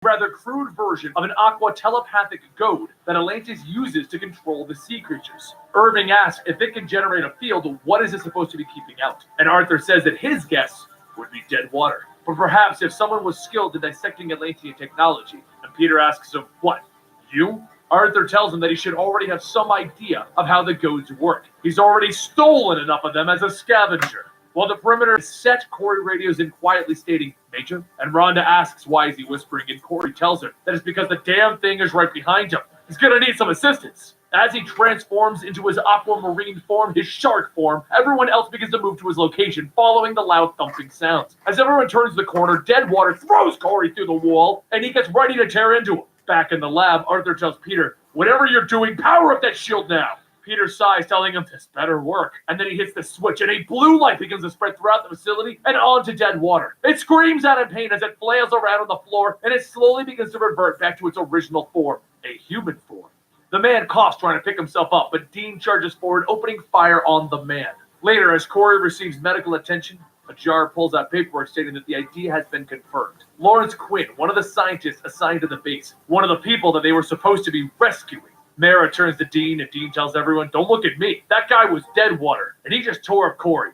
While everyone argues the moral judgment of shooting an unarmed man, Arthur stops everyone, stating that they came here to do something and they will see to it. Him and Mara will swim down into the sinkhole to investigate, but they're going to need scuba gear since they can't breathe that otherworldly strange water. A short while later, Arthur and Mara are swimming down to the bottom of the lagoon. But back inside, the Aquamarines finish breaking up the last of their supplies, and as Peter looks at the cases, he says, "Please don't tell me that that's an M390 mini nuke." Dean laughs, "Ha ha, what if it is?" And Peter says, "Give me one good reason as to why you're not using it right now." Before he can answer, though, Irving interrupts, stating that she just checked the reports. Quinn was a biologist, however, he was not dive rated. Rhonda asks what that's supposed to mean, and Irving explains that he couldn't have descended into the sinkhole. It's not the immersion of the H2O that turns people into dead water, it's something else. Ajar then says that she also did some tests. Water samples from the lagoon are heavy with organic fiber. Rhonda asks what kind, and Ajar tells her human tissue atomized. The concentration suggests that she just found the rest of the base crew, the other 29 people. Back down in the lagoon, Arthur and Mara swim deeper into the sinkhole, and Mara asks, "What is that?" Arthur looks at the fissure and he says that he sees it too, but he just doesn't know what it is. Up in the base, everyone tries to get in contact with Arthur, but all signals come back as dead air. And down below, Arthur begins to feel a pulse from the sinkhole, asking Mara if she felt it as well. She tells him no, and he tells her that it's an aqua telepathic thing then, and it feels sentient. She begins to move through the water, stating that this H2O is surrounding them, but it behaves rather curiously, like its essential properties are different. Arthur says that he feels a desperate urge to turn around and flee, and Mara tells him that she can imagine that his aqua telepathy is making him more susceptible to this. They have to press on. Arthur tells her that she's right, of course. They should check the gate. And Mara asks, "Why did you just call it that?" Arthur tells her that he doesn't know why. All he knows is that it just felt right, and now it is time for them to go, together, into it. Up top, panic begins to set in between Ajar and Peter shouts that they should just go ahead and end this whole thing now. Rhonda tells everyone that she's going to be crystal clear about this. The deployment of that device is the ultimate fallback. She will only consider using it in the event of a confirmed Alpha-class threat, but currently, they are nowhere near that. She then transforms into her shark form, telling everyone, "Now you all just need to calm the hell down and get a grip." Adrian breaks the silence, stating that he's got something. He's going to try boosting the signal again. Static begins to come through, and bits of Arthur's words can be heard. He says that they have located a gateway, like a portal, and it seems to be a scaled-up version of what dead water used. Mara and him are going to swim through it now, and Rhonda asks where does that portal lead, but Arthur tells her that he can't say for sure. But it's not anywhere on this planet. As Arthur and Mara swim through, Arthur feels something and says that this place is called the Tethys. The aqua telepathic link is stronger here. The Tethys is an ocean world, a whole world of sentient water. As they look around, Mara asks if they're in any sort of danger, and Arthur says no, it's not hostile, it's been waiting for life forms to pass its test and make contact, which is why they must press on. She then asks what it did with those that failed. Arthur tells her that that was the pulse, a defense mechanism. It generated fear in any intruders, forcing them to turn back. However, if the intruder was persistent and kept going, the fear becomes too great and it turns them into dead water. Mara told them, "Wait, if the pulse can have that effect on anyone in its range, oh god, we have to return to the surface." Back top, Adrian tries to reconnect with Arthur, but Ajar says they have a problem. Peter's missing. Everyone begins a search, and Dean says that it would seem that Peter has taken the mini nuke with him. As everyone separates to find him, Ajar finds him in a room alone with the nuke armed. Peter tells her that they have 30 minutes to get clear, but as Ajar screams that he's an idiot, she begins to feel a pain in her stomach. Peter asks her what's wrong, and as she comes back up, she transforms into dead water.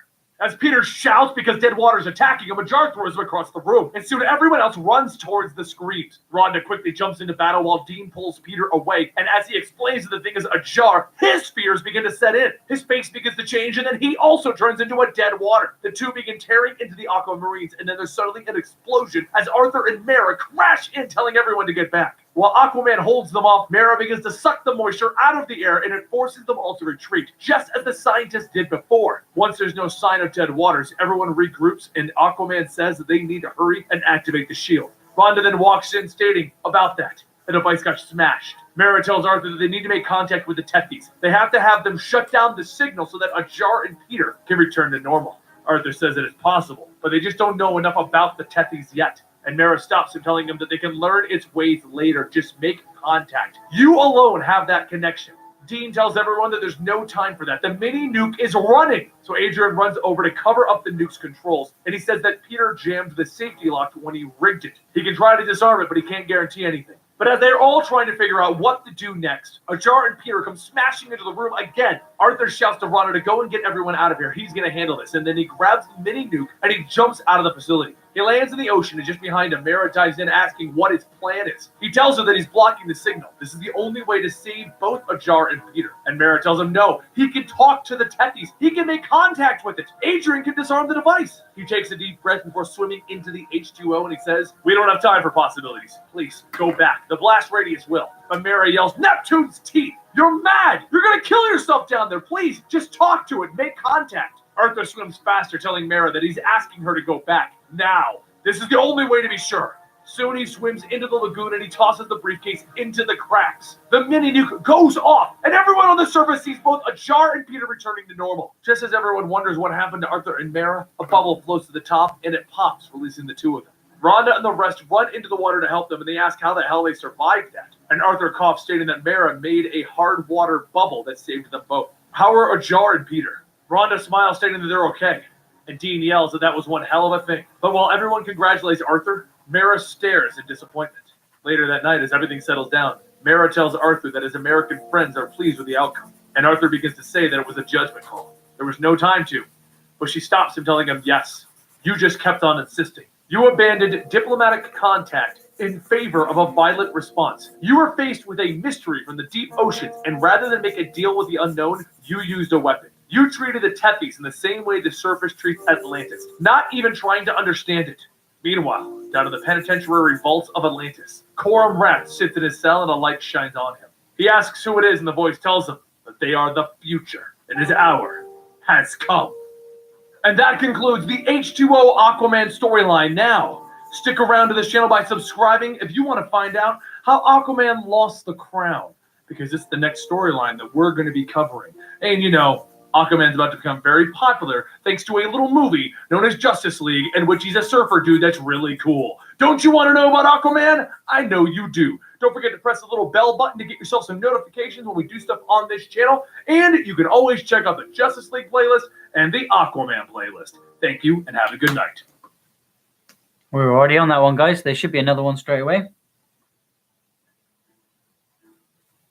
We've been bringing you a lot of Aquaman storylines from DC Rebirth, but one consistent through all of these storylines is that Atlantis is not happy with the decisions that their king is making. So, what does Atlantis truly want? And is it even King Arthur?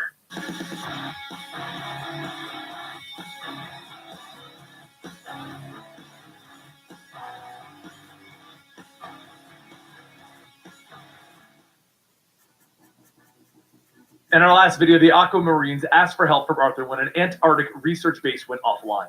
Inside of that base, the substance known as H2.0 is changing people with great fears into the creature known as dead water. Just as Arthur closed the portal to the alien world causing the problem, Coram Rath was released from his cell. After the events of the Aquamarines, Arthur and Mara return to Atlantis to find that something is wrong.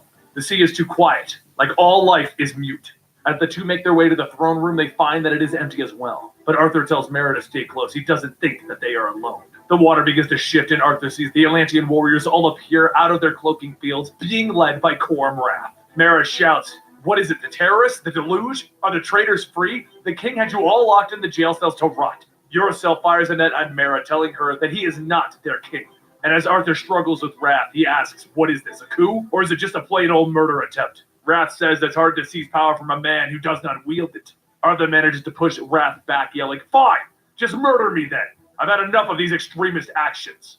Rath pushes back, asking, "Really? But you're never here. You're too busy with your surface interests and your mouth-breather friends." Mara breaks free from the net, telling Arthur that there is no talking to this man. A king does not need to justify his policies to an enemy of the state. But as the two go back and forth, Arthur knocks Rath into the royal halls, telling him, "There is no way that you can hope to beat me."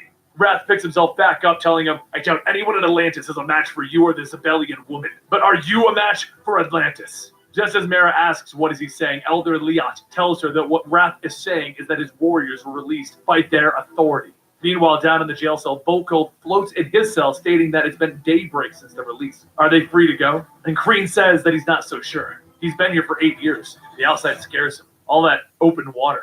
What if this is just a test? Volko tells him that King Arthur would never have set these doors open whilst they lay locked within. However, there is none more loyal to King Arthur than he. For the vault to be flung open, danger faces their city. Over in the audience hall with the Council of Elders, Liat tells Arthur that the council wants peace and security for their nation. Yet every day he seeks to draw them ever closer to their ancient enemy. Arthur shouts that the surface is not their enemies. Atlantis is doomed if it remains in blind isolation. The surface fears us. They fear our technology, power, and strangeness. Atlantis was once the foremost culture on Earth. It sank and detached itself and fell into a dark age. Atlantis deserves to take its place in the world once more, to be a part of the human race and Liat stops him, asking, "Is that what Atlantis wants?" The surface has their wars, their poverty, the corrosion of culture. The people of Atlantis see these progressive ways as a blight to be avoided. Arthur tries to say that a king must make painful decisions, but Leot asks, what kind of king have you been? All you've done is brought us close to the end war with the American nation. Mara shouts that she can't believe any of this. Arthur is their king, the king, and they would challenge him? He has fought and risked his life for Atlantis. Wrath tells her that they have a great king, a king who put Atlantis first. Orm, out of respect for his elder brother, gave up his throne for Arthur. Mara turns to Reverend Mother Krita, looking for support, but Krita asks, when has Arthur ever needed their help? Though she thinks that Arthur is not an evil man, nor a thoughtless one, he races them ahead and drives the people to where they do not want to go. Even though he managed to stop a war, the surface now sees Atlantis as surrendering. And now, with the enemy surrounding them, all that it has done is made them look weaker. Krita then walks before the council and says that the king gave his word to his people, and the king's word is bond. It is law, and for that he must stand down. Mara tries to hold Arthur back as he tries reaching for Wrath, shouting, for this man? He's the king that you all want? And Leot tells him Orm is gone. The house of Atlan has ended. Wrath represents the traditions that Atlantis values. But while Arthur and Wrath argue up in the balcony, Tula asks Merc, how can he just stand there? And Merc tells her that he serves Atlantis. Yes, he has come to admire Arthur Curry, despite every step that he has taken. But he is the commander of the Drift. He serves the king, whoever that may be. Later, in Arthur's chambers, Arthur looks out of the ocean, stating that he knew it would be hard to drag Atlantis out of the Dark Ages. However, he is king, and he will fight for his throne to prove it. After more time passes with Arthur in prison, Mara asks if he remains that determined to fight this. Arthur asks where is Tula, and Mara says that she has already gone, broke her shackles, and fled. They could flee too, they could leave. He could just be Aquaman and Mara. Arthur and Mara. Arthur tells her that he can't. He can understand her anger, but she is not nearly as angry as he thought. Mara says that she does hate this, but this could be a chance for them, a new beginning. They have lives beyond this, a home in Amnesty Bay, one that she is quite fond of. He has his role as Aquaman. The surface at least needs him. They can be free of these responsibilities, of these backward traditions of a culture trapped in the past. They can be together like they've always wanted. Isn't this their chance for happiness at last? And Arthur asks, so, you just want to go to Amnesty Bay? And Mara says, yes, now, we can go, marry according to surface custom, and live and love. You once asked me to be your wife. Why not come and live with me in that world? And as Arthur stands there, he doesn't answer. And after a few moments of silence, Mara leaves, telling him, I'll be at the lighthouse. Later at the Great Hall of Atlantis, Elder Leot calls a meeting for those of Atlantis to announce their decision. They have weighed and debated on this grave matter. They have considered his worthiness to be a ruler of this nation. Does the king wish to address his chamber before they deliver their ruling? Arthur tells everyone that he urges them not to seek his removal. He is the king that their nation needs. He has done nothing but serve Atlantis, and he has fought for peace. Unless Atlantis engages with the surface nations and gains recognition as a vital power, then it will be lost. Leot says that they can see that he has not changed his position. Duly noted. Arthur, House of Atlan, the council has concluded that you are leading Atlantis down a dangerous path, a path which the people choose not to follow, and we anoint Wrath as our monarch.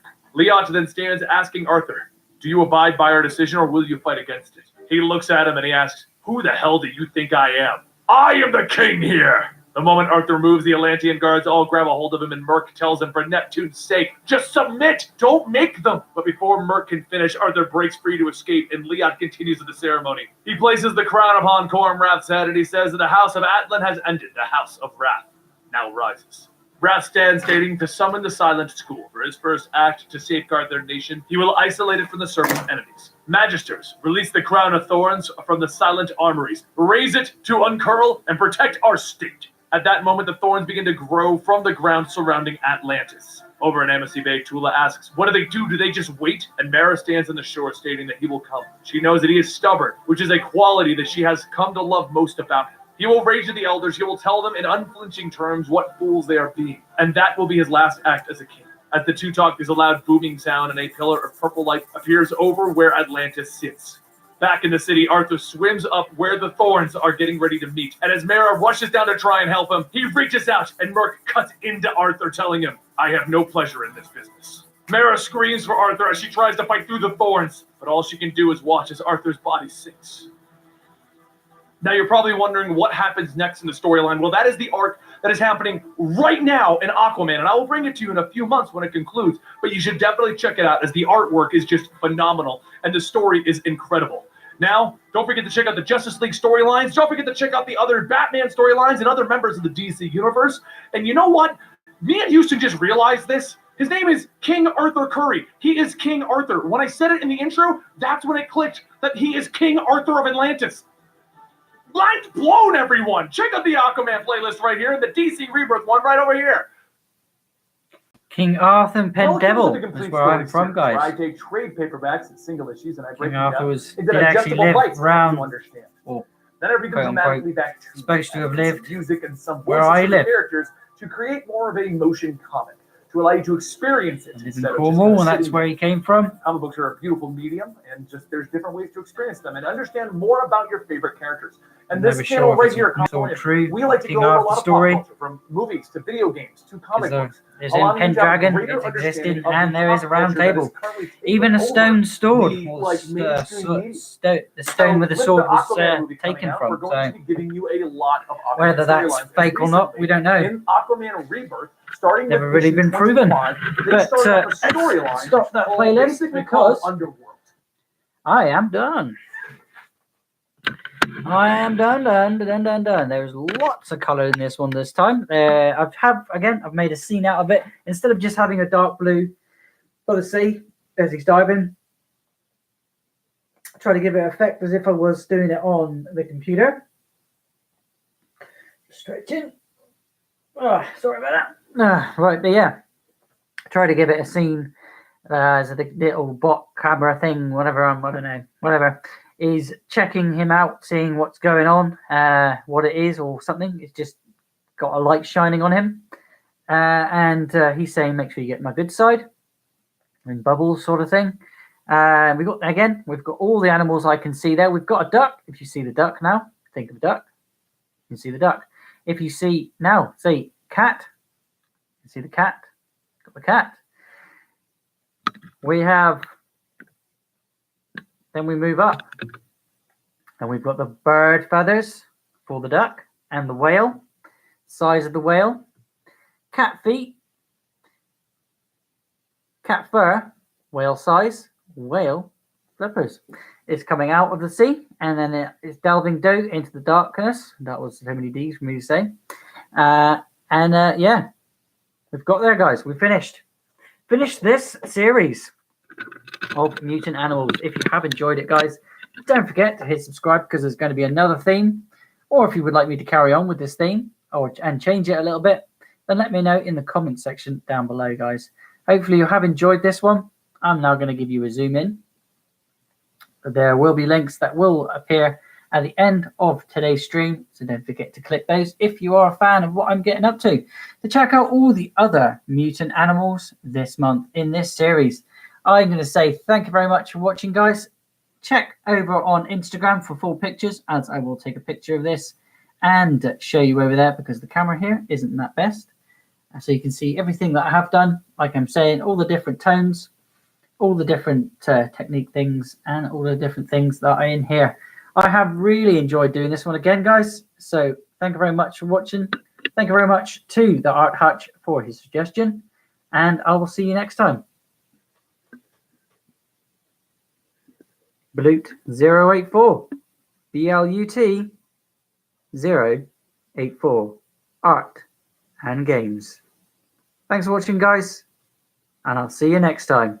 Don't forget to check out the digital version of this, where I'll do all of that and the stages for you guys to check out too. Bye for now.